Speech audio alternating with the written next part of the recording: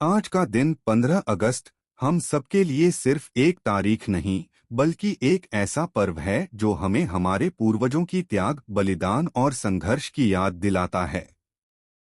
हजारों क्रांतिकारियों ने अपने प्राणों की आहुति देकर इस पवित्र धरती को अंग्रेजी शासन की बेड़ियों से मुक्त कराया।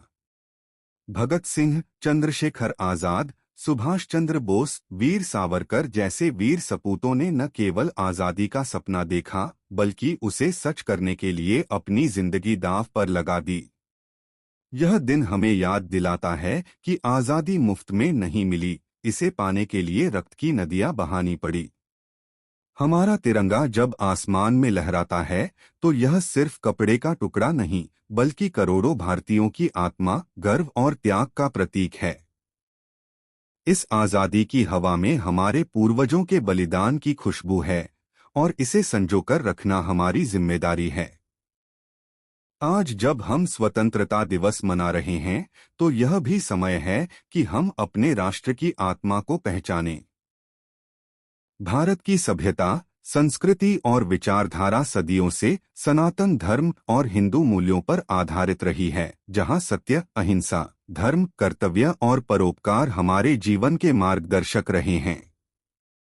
एक सशक्त, आत्मनिर्भर और सांस्कृतिक रूप से जागरूक हिंदू राष्ट्र का अर्थ किसी के प्रति भेदभाव नहीं बल्कि अपनी जड़ों, परंपराओं और गौरव को संरक्षित रखना है।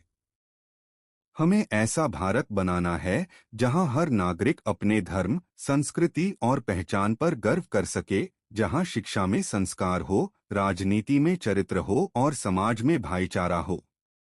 आजादी की रक्षा केवल सीमाओं पर खड़े सैनिक ही नहीं बल्कि हम सबको करनी है, अपने कर्म, विचार और एकता के माध्यम से।